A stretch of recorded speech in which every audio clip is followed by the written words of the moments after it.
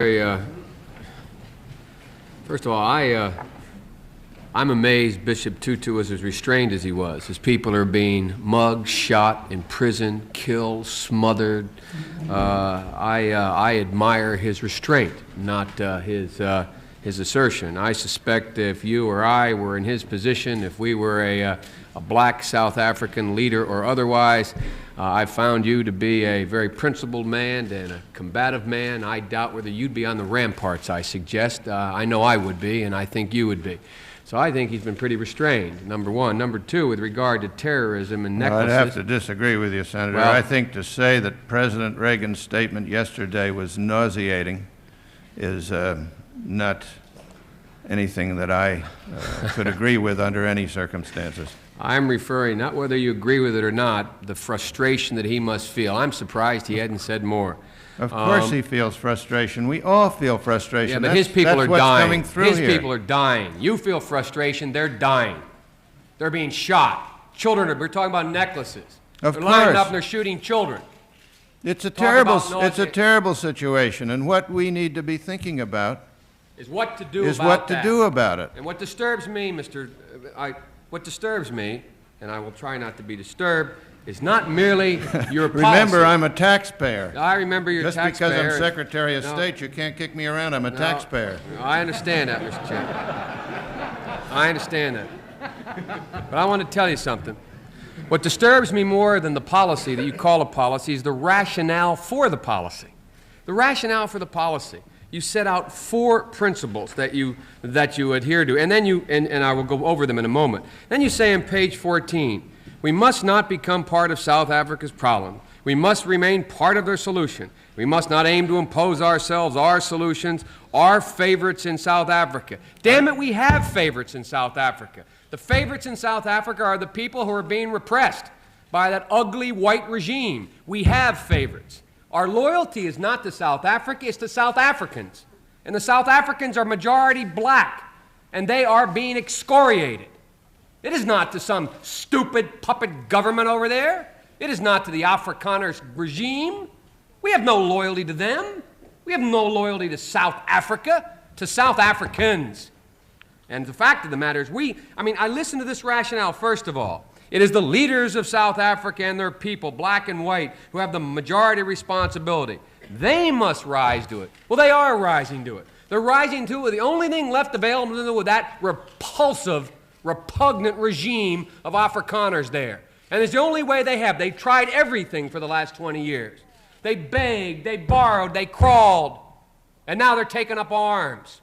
The second thing, progress toward peace requires a timetable. Timetable, elimination of apartheid. What's our timetable? What are we saying to that repugnant regime? Are we saying you've got 20 days, 20 months, 20 years? We ask them to put up a timetable. What's our timetable? Where do we stand morally? Thirdly, black South Africans, the choices before black South Africans are equally clear. We call on them to avoid easy descent into violence, terrorism, and extremism. To demonstrate by their action they understand the need for compromise. Hell, they've tried to compromise for 20 years. They've tried everything in their power. And look what's happened to them. They're being crushed. And then you say, the fourth principle is that our policies and those of our allies ensure that we expand political liberties in the post-apartheid South Africa. Mr. Secretary, maybe it's because I come from the civil rights movement in this country. We sat there and we heard the same kind of arguments, the same exact arguments. We cannot impose from the North a solution on the South. They must work out their problems, black and white, together. We cannot, as a nation, expose them to the economic ravages that will come. We must consider what will happen after segregation before we eliminate segregation. My Lord. And finally, that is not an accurate Let me read it. Because we don't say we have to consider what happens after the end of apartheid before we end it. We have said again and again and again that it's an abhorrent system, and I can be just as emotional as you can about that, and it needs to end.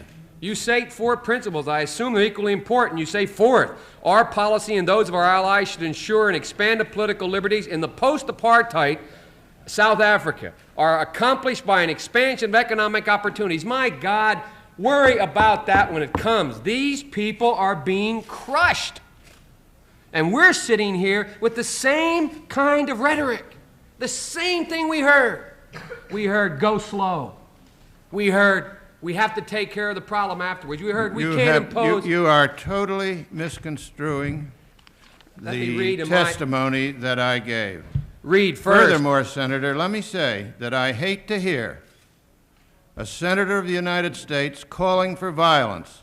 I'm not calling for violence. That's what you're doing. I hate to hear exactly what you're doing. I hate to hear an administration and a Secretary of State refusing to act on a morally abhorrent point. I hate to hear this country. I'm ashamed that this country puts out a policy like this that says nothing. Nothing. It says continue the same. We put no timetable on. We make no specific demand. We don't set it down. I'm ashamed that's our policy. That's what I'm ashamed of. I'm ashamed of the lack of moral backbone to this policy. Well, I resent that deeply, because there is tremendous moral backbone in that policy on a bipartisan basis, and has been for many, many years. There is no bipartisan basis for this. There is, I doubt very much if there is any real disagreement with the objectives set out there, with the steps that have to be taken if there is going to be the kind of change you want.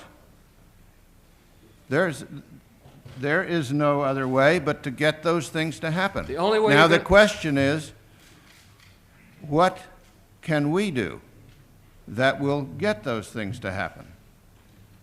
And I think that I outlined the course that is there, and also have tried to point up to you and to the South African government the terrible situation they're creating for themselves. Obviously, the action has caused violence, or at least has not stopped the violence. There is violence, overwhelming violence in South Africa today. If you want to avoid more, the former Prime Minister of Australia is correct. Let the South African blacks know that we stand with them four square. We do. We have let them know. They don't believe it, neither do I. Well, please, let me you can believe it or not. I might say I read my testimony a different way than you did. I'm surprised that it could be read with those inflections. Thank you, Senator Biden. Senator Mathias.